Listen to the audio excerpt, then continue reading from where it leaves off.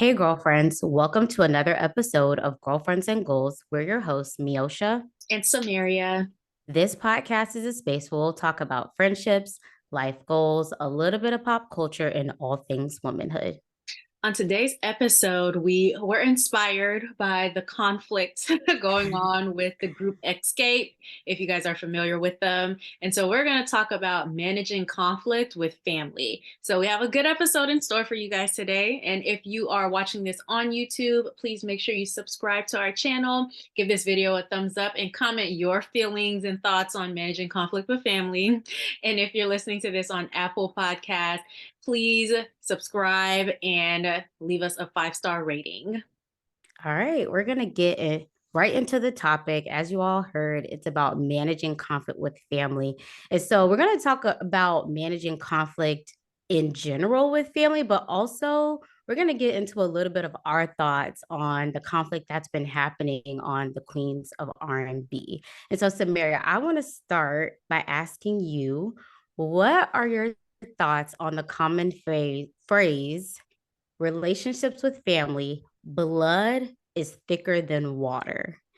All right, so Samira, I want to start by asking you, what are your thoughts on the common phrase, blood is thicker than water? Now, we've all heard this phrase, but I'll just give what I think it means. I think it implies that familial relationships are stronger or should be more revered or have a different standard than all other relationships. So, what are your thoughts on, girl, we blood and it's thicker than water?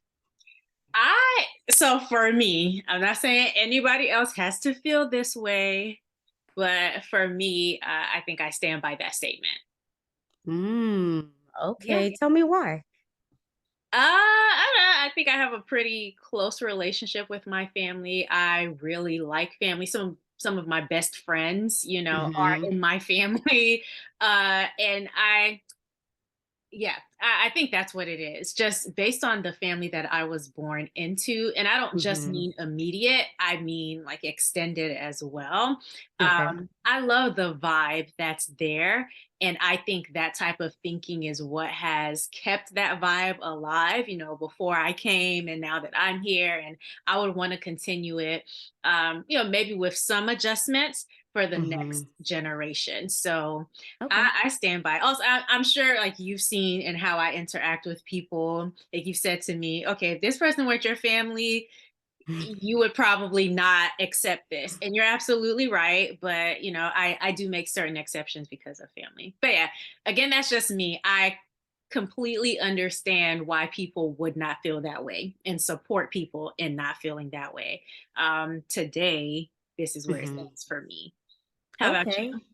All right. So I'd agree with this. I Mhm. think with family, there's a lot of history, there's experiences. And so Yeah. there's a lot more weight, I think, in terms of continuing the relationships forward Yeah. because so much history is there. And then more than likely, your family has shown up for you in big ways Mhm. that maybe certain friendships or dating relationships, maybe they haven't had the opportunity to show up for you in that way, or Mhm. they just haven't. And so I'd agree that typically family relationships are stronger, should be more revered. I will say, though, that usually when I hear someone say this, oh, Mhm. blood is thicker than water, they are saying it in response to maybe something that's going on. And so I think it sometimes it can be said in a bit of a manipulative way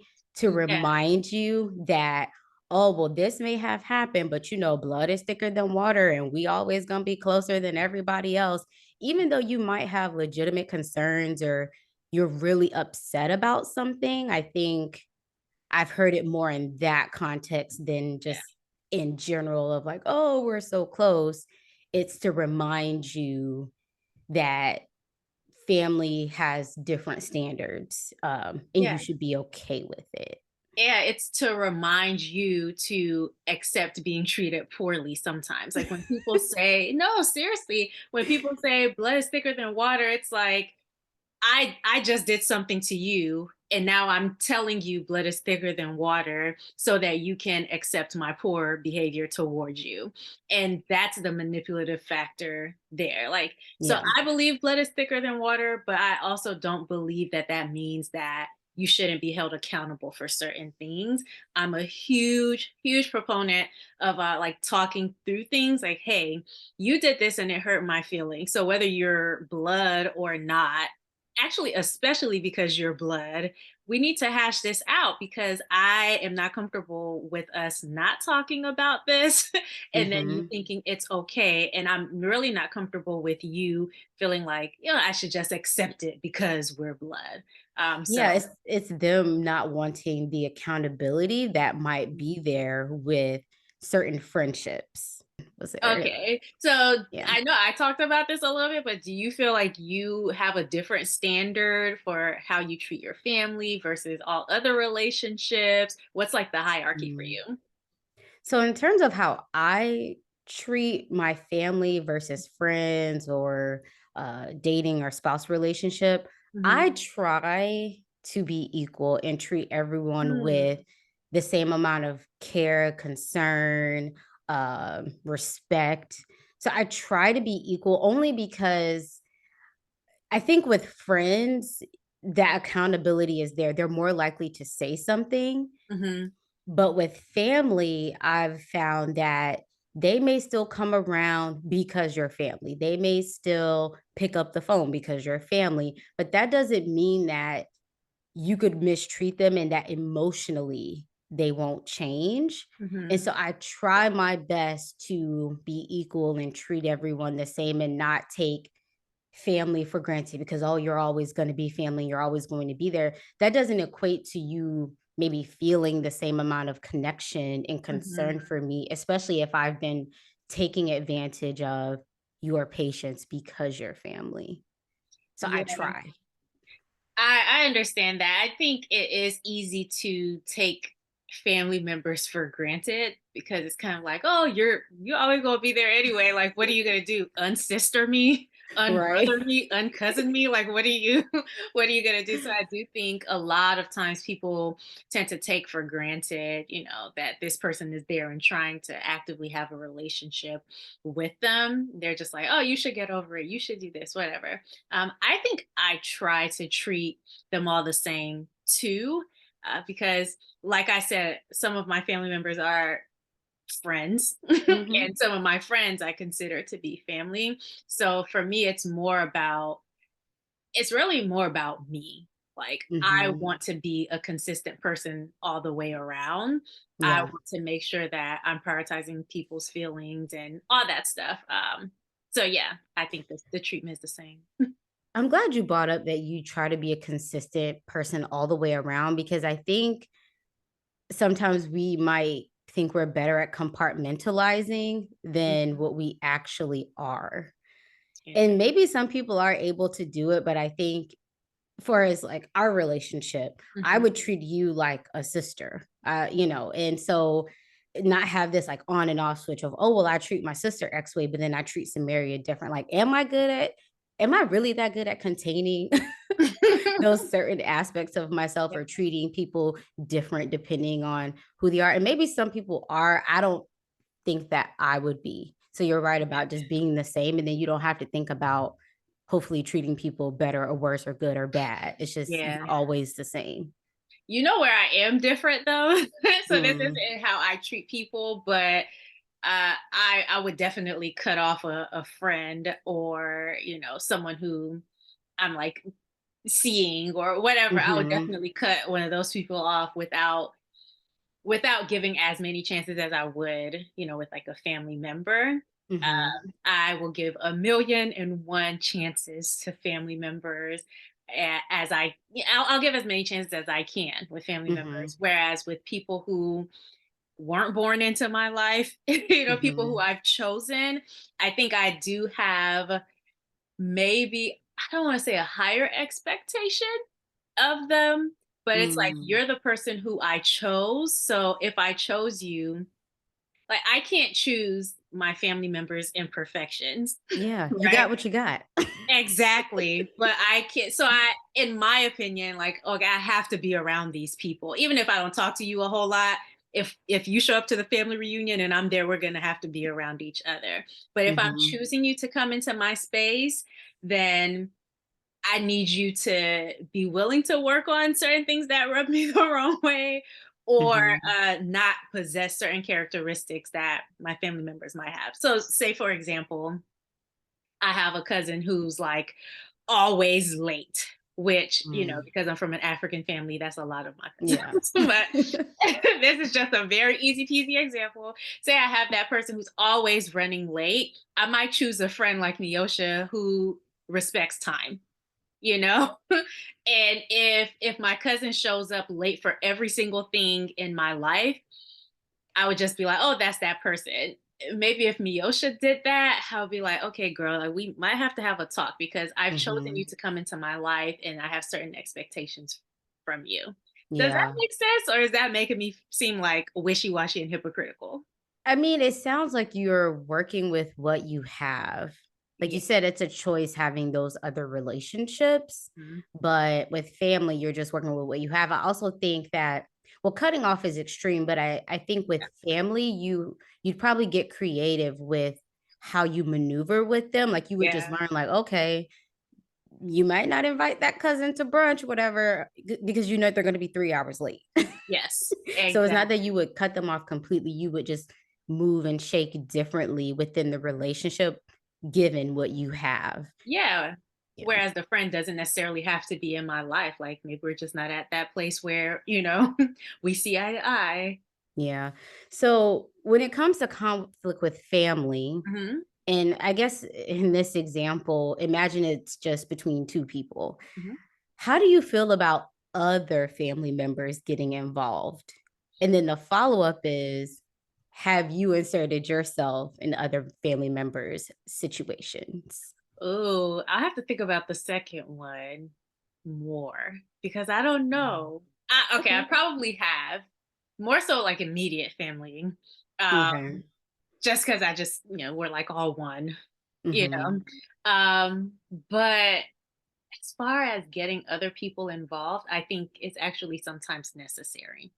Mm. Yeah, I think if you're in a situation where someone just isn't listening to you, or so I'm the youngest in my family. Mhm. So not saying I felt like this a lot, but if I ever felt like, okay, I'm a lower ranking member in the family, this is not true. So but if I've ever felt that way, I would Mhm. definitely get assistance from maybe a higher ranking family member and Mhm. be like, hey, can you come with me to talk to this person and address this situation?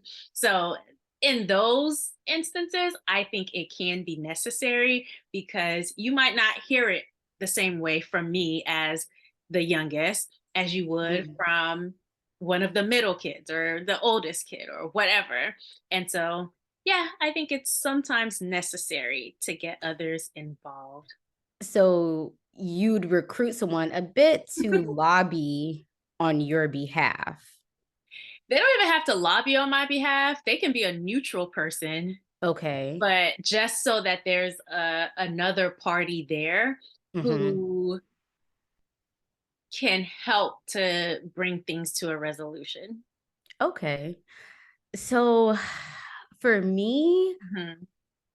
I would try to avoid it Mm, only because I find that finding that neutrality is hard. So, mm. like you mentioned, like the higher ranking versus lower ranking, and we know you all. We're not saying that Samaria is the lowest ranking in her Okay, because I'm family. the creme de la creme. Somebody came to my like a family event. They were like, "I feel like you're the celebrity of your family," which I'm not because there's like so many of us. But I think Yeah. that day it just seemed like it. Yeah. Uh, but in that example, you may recruit someone, especially if your conflict is with an older person, maybe Mm, with one of your uncles or aunts or something. It's like, okay, yeah. well, maybe I need to bring in a party who's of their generation or older to Mm, hear the full context of the situation. But I just find that finding that neutrality is hard. Okay. And as with the shows, we'll get to a little bit later with the Queens of R&B, the conflict involves the mom of the two sisters of Escape inserting herself a bit in their situation. And Hmm. so I don't know, I would say to avoid it. And for me, as far as getting myself involved in other family member situations, I try not to because one, I don't want their drama to affect my relationship with Yeah. the other person who may feel like, oh, you're coming in and you're not on my side. So Mm, that's the first thing. And then two is like I would really need to understand fully everything that's happened got you. because people only be repeating certain pieces of maybe everything that's going on. So I can't be showing up to talk on your behalf or try to even be neutral if y'all are only going to piecemeal. I think people rarely lay out the full situation, especially if they've been up to no good. They've been Hmm. acting out here. Yes. It's like, I I would try to avoid it, but I'm not saying that I never would. If I Hmm. felt like I needed to, then I would, but Yeah. it wouldn't be something I would want to do. Oh, okay. So, how would you go about doing that? Because the time that I can think about me, maybe inserting myself, it hasn't been like an insertion in the sense that, okay, I'm bringing y'all to it now. We all have to talk. Like Mhm. sometimes I'll peep what's going on and just talk to one person about it. The other person doesn't even have to know that I'm having this conversation, but Mhm. I'll say, hey, maybe I feel like you could have done this differently. And I understand that this person did that and that you were reacting to this, but I think your reaction could have been different, whatever. And then, another day I might go and have a conversation with the other person and say, now, that was not right. Like, why would you? So insert myself in a way to like maybe foster peace between the two Mm. parties. But yeah, I think it's a delicate dance. Yeah. So I think that way could work Mhm. if both people are receptive of you even coming to them Yeah. on the side, because they could be like, well, it sounds like you're inserting yourself.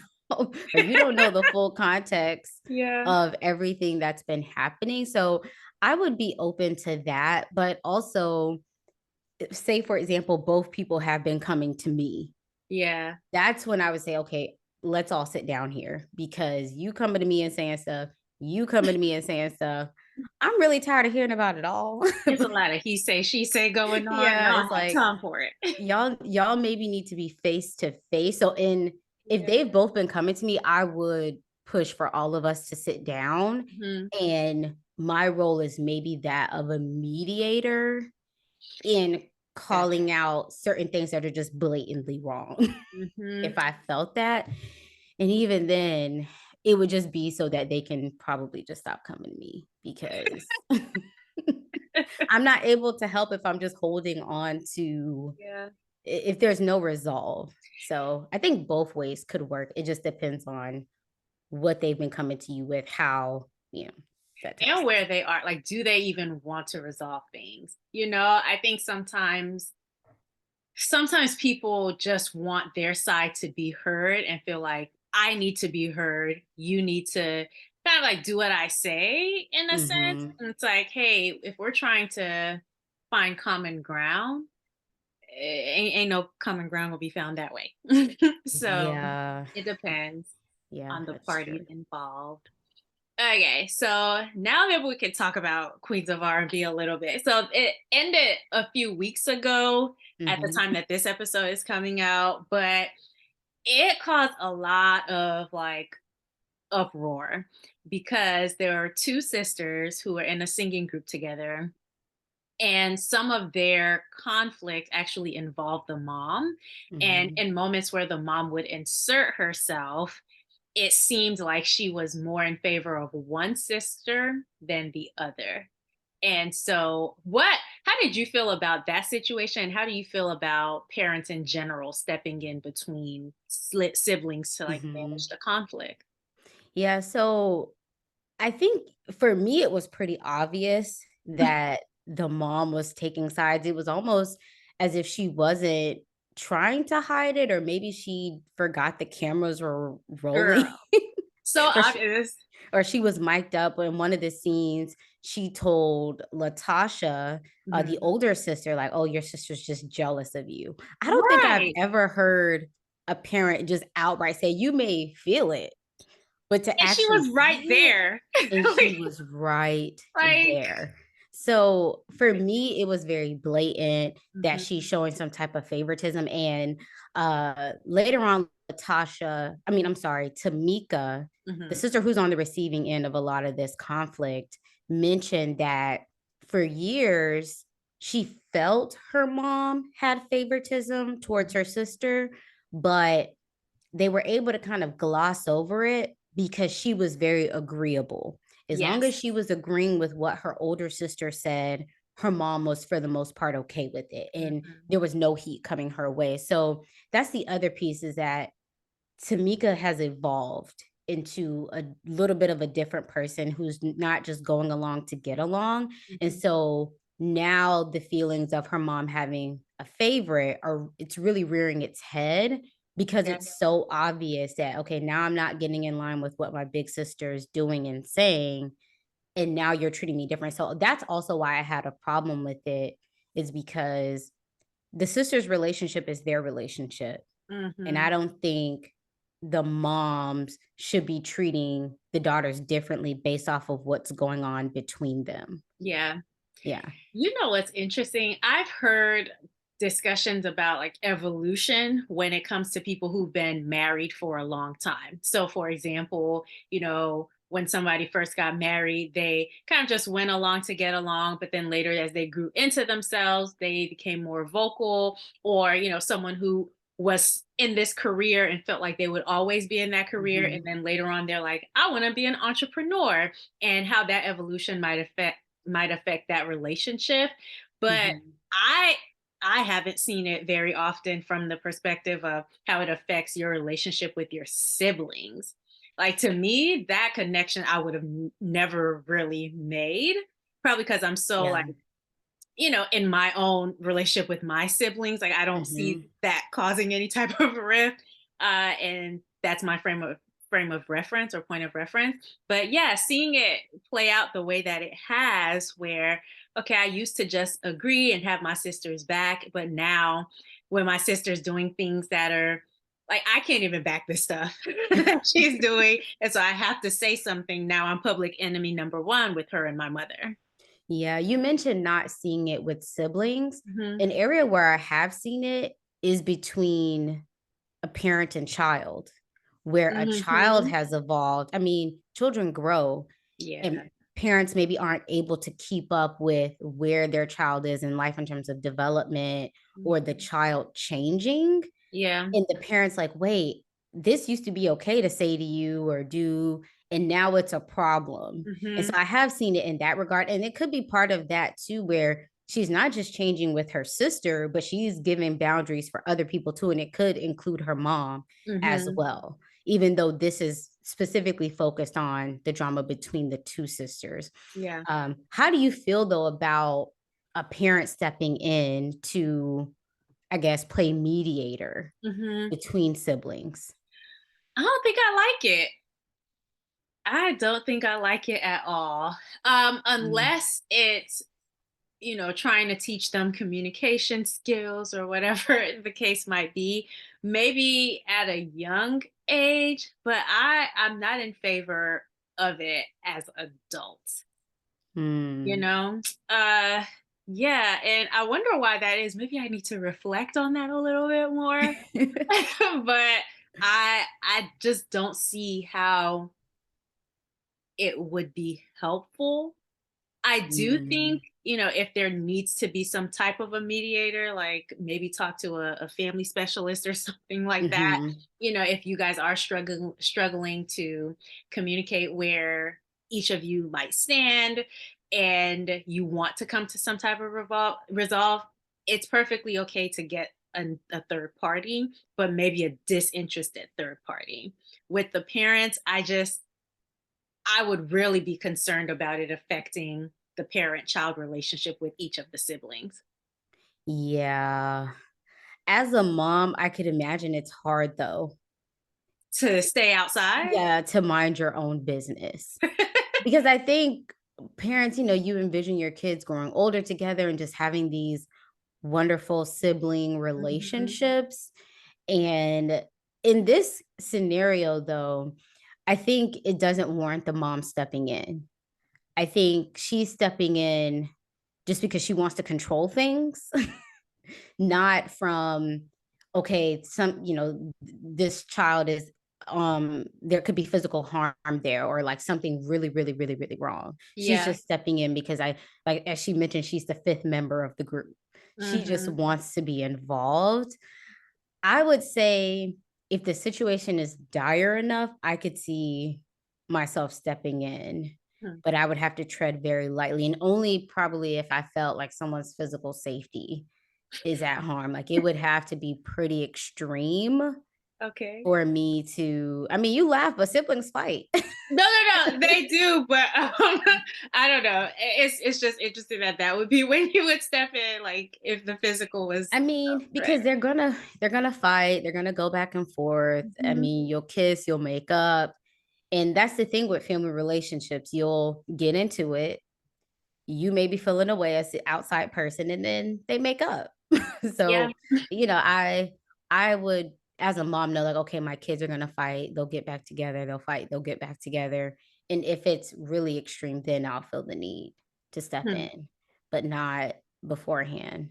Because even like you see that with dating relationships where it's like, oh, let me get you getting involved, and then here they are, all lovey-dovey again. And you And may now still you're be, the enemy. Yeah. yeah, and now you're the enemy for getting yourself involved. So Yeah. yeah. Ooh, I don't know. As an adult, to have the parent step in, I think the parent would just have to be an extremely neutral parent for that to work. And can that happen? So the other piece of this is Tamika feeling like the mom is always favorited the sister. Mhm. And so that Mhm. got me to thinking, parents will say, oh, I don't have a favorite child, or I love you all the same. Do you think that that's true? I mean, you don't have kids yet, but do you Not. think that parents love all of their kids the same? Cool.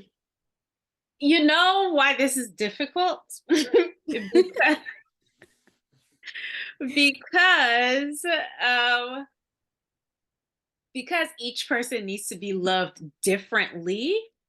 I don't know that it's fair to be like, oh, you know, I love them all the same, or this person is loved more. However, I think if there are, say, two siblings and a parent is extremely attentive to how this one wants to be loved, or maybe it just comes more easily to them the way that Mm-hmm. this first sibling wants to be loved.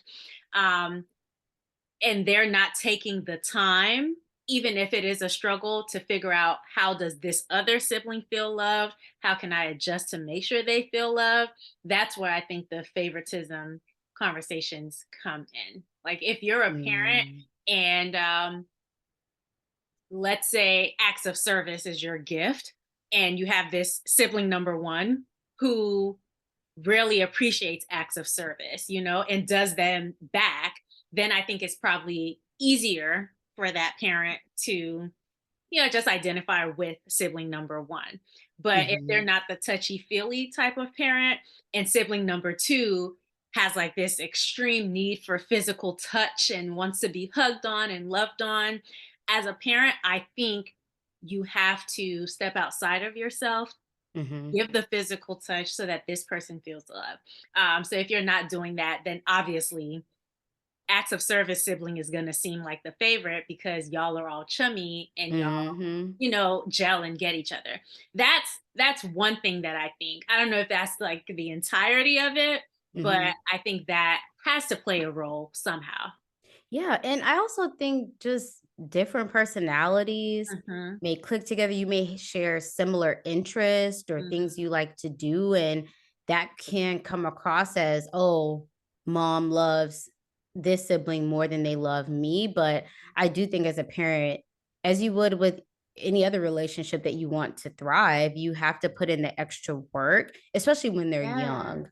I don't to even think especially when they, oh no, maybe especially when they're young, well, but also, yeah. when you're building the foundational relationship, Yeah. meaning when they're young versus if they're 30 and they can maybe comprehend that, oh, okay, mom loves me, but she just isn't into sewing. They can hopefully separate the two once they've gotten to a certain age, but they know, okay, when I was a child, she went out of her way to show interest in the things that maybe she wasn't interested in, but that was her way of also spending time with me. But yeah, I think just like personalities, sometimes you click more, but that's not an excuse, I don't Yeah. think, to not have a certain amount of emotional closeness and connection with your children in the same way. Yeah, this is a Yeah. really interesting conversation to have, like, as someone who doesn't have children, but it's something that I feel like needs to be thought through. Mhm. If you are going to make this commitment with your body to become a parent, like, um, you need to also keep in mind that you're always going to be stepping outside of your comfort zone to make sure this other person feels love. So, Yeah. if this one needs to talk things out, then you need to make yourself available for that. Or if this other one, you notice they keep things to themselves and try to sort it out, within Mhm. themselves, then maybe you need to initiate a little bit more so that they can feel comfortable trying to express those things. Like you might have to pull it out of them. And maybe Mhm. that it takes more effort than the one who just wants to talk all day and all night. But if you're making that commitment to have a child or have children, then Mhm. that's probably something to think about. Oh yeah, I think some of us go into parenthood just envisioning little versions of ourselves. Mhm. Because you're like, "Oh, I made you, so you must be like me." But that Yes. is definitely not the case.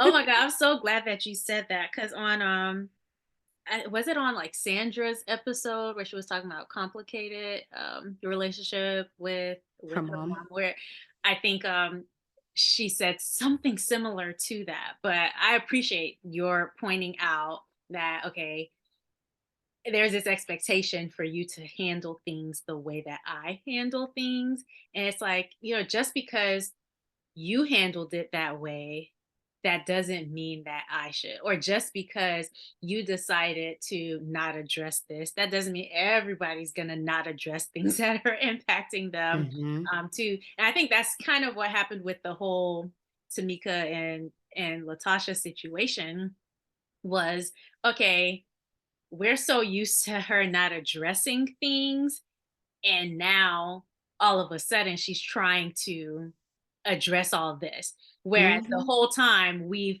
had this, unit. I think they've called themselves like, oh, it's the Three Musketeers or something like that, because Mhm. it was just, them and their mom. But, we've had this unit where we're used to doing things this way and you're not addressing things. And now all of a sudden you want to be more vocal.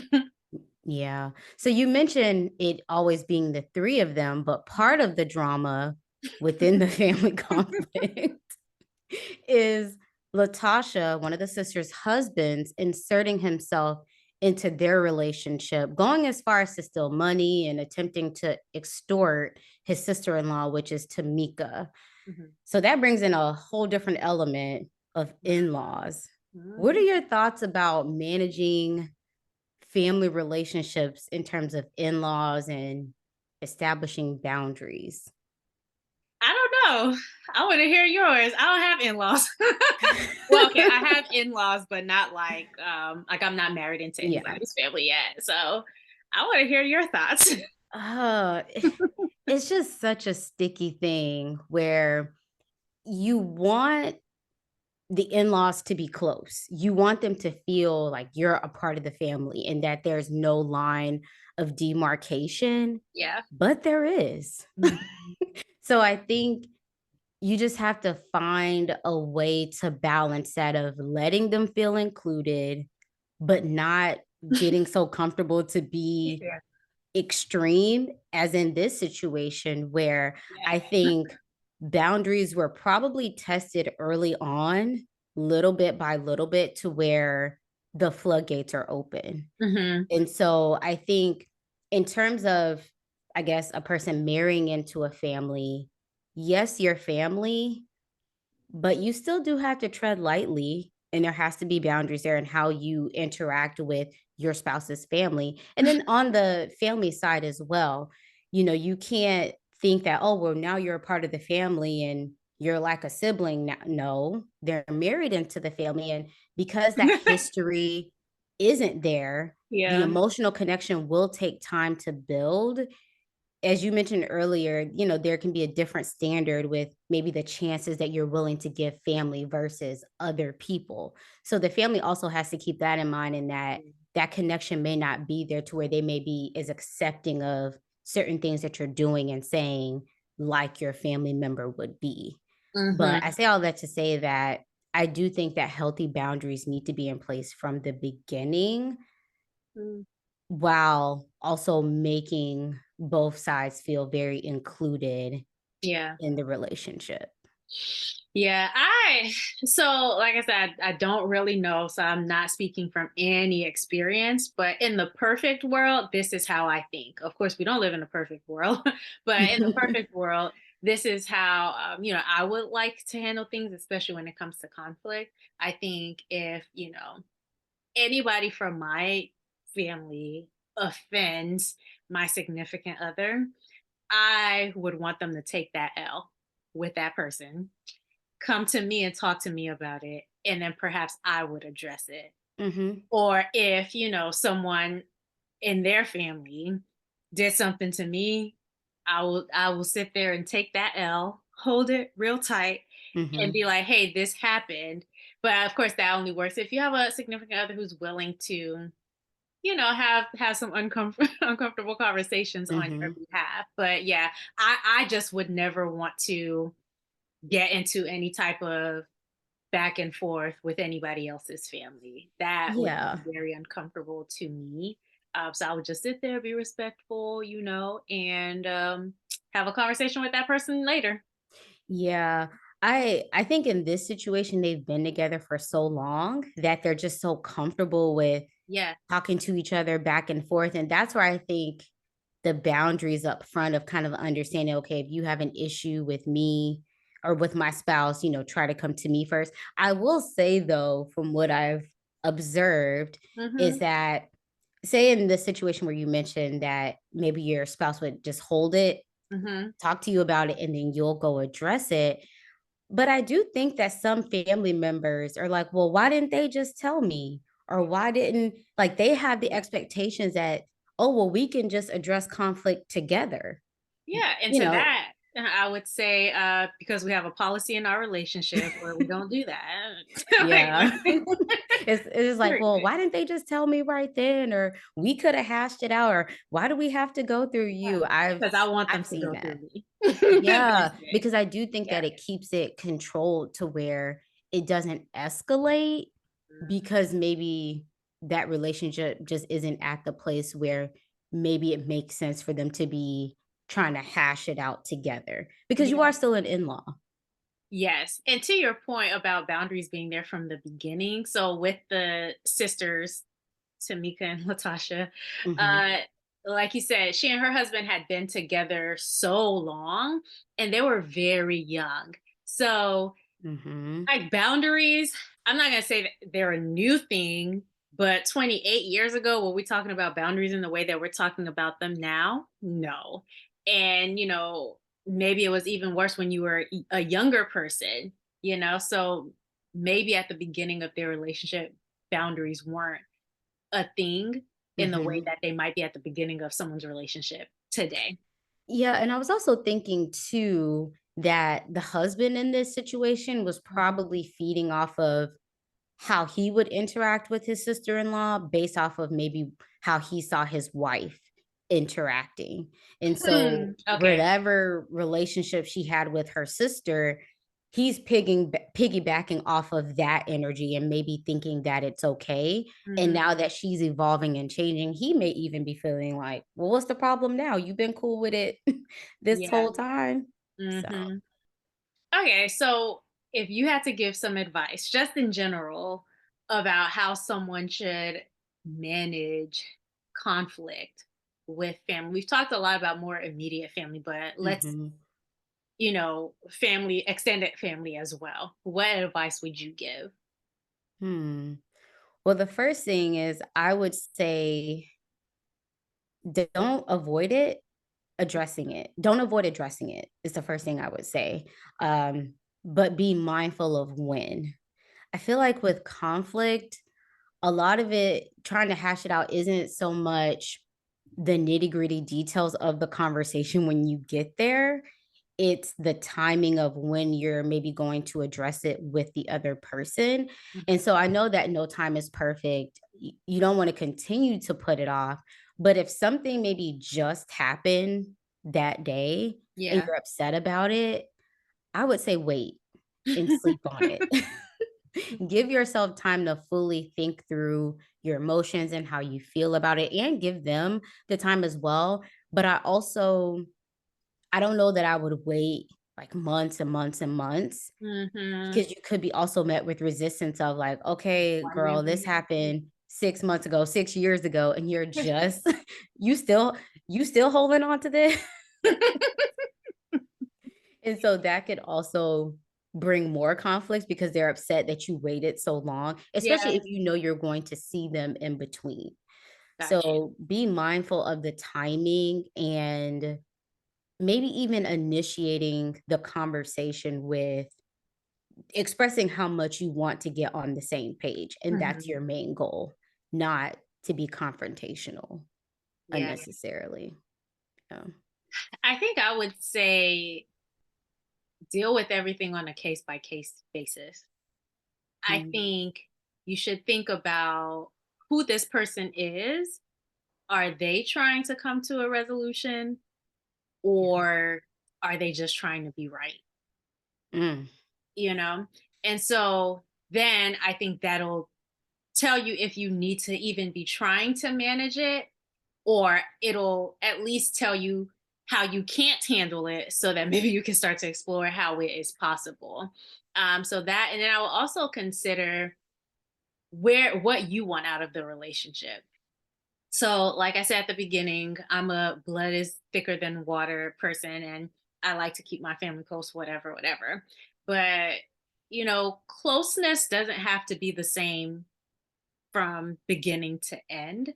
mm, At certain points, we might lean into one person more, and other times we might have to lean back a little bit. So just consider for where you are right now, what do you want from that relationship? Do you want it to be close? If so, then you might want to, take some steps leading towards you guys being closer, or you might want to express, hey, I want us back to being close. Can we try to resolve this? If you're okay with just being where you guys are, like we're just cool, then that will tell you how little or how much effort you need to put into it. So deal with it on a case by case basis and consider who the person is, what they're trying to accomplish, and mhm. yeah, what you want from the relationship. That's what I would say. All right.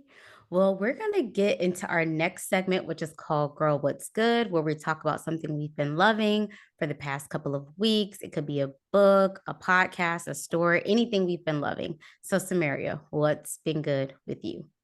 Okay, so mine is a show, obviously, because I always do Mm-hmm. shows. But it's called The Company You Keep. Have I told you about that one? Mm-mm. Okay, good. Because I felt like I had. So it's called The Company You Keep. It comes on ABC, Okay. and it's in its first season. It has to do with like some crime, some FBI, CIA type stuff. And it has some like drama and romance in there as well. But it's a really good show. The guy, I forget his last name, Milo. It starts with a V, but I can't remember. But he played Jack on This Is Us. He was one of the main Mm. characters. It also has Courtney Taylor, who was Issa's assistant on Insecure. So Oh, she's on yeah, there. we love her. Love her. So she doesn't have like a main role, but she shows up every other episode. But yeah, so it's a really, really interesting show.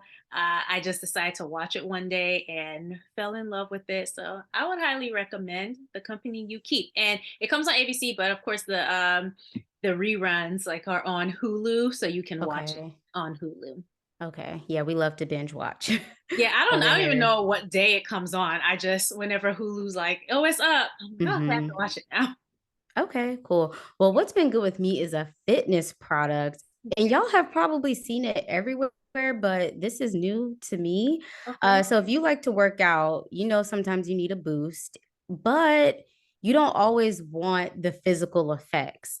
Hmm. You may have heard of pre-workouts. It's just something to give you a boost right before your workout. And so I've been taking pre-workouts for years, Hmm. but I hate the itchy feeling that it gives you, just the tingly feeling all over. Yeah. Huh.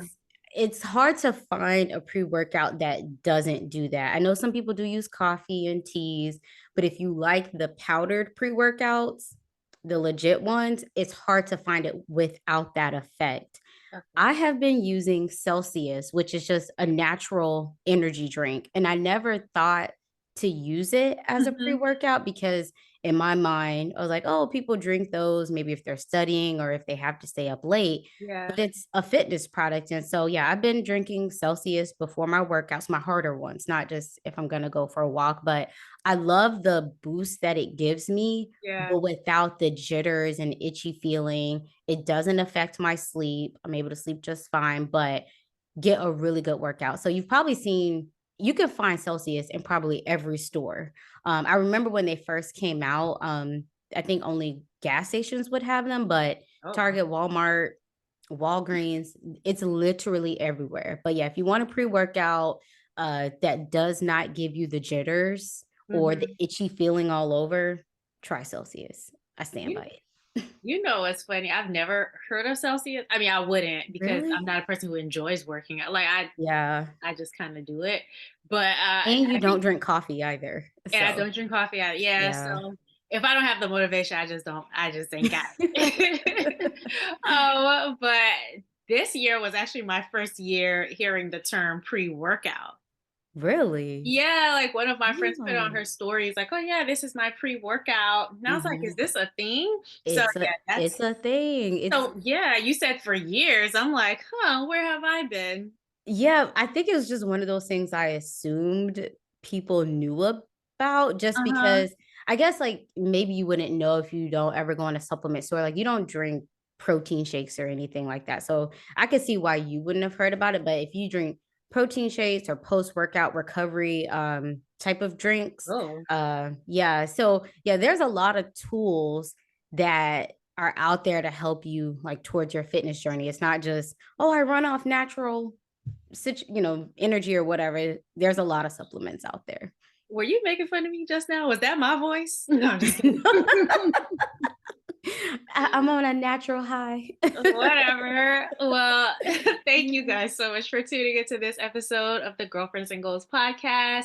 Make sure you follow us on Instagram at Girlfriends and Goals podcast, where we'll definitely ask your thoughts on this topic throughout the week. If you haven't subscribed already, please go ahead and do that now. And if you're listening on Apple Podcasts, don't forget to rate, review, and share. Until next time, bye. Bye.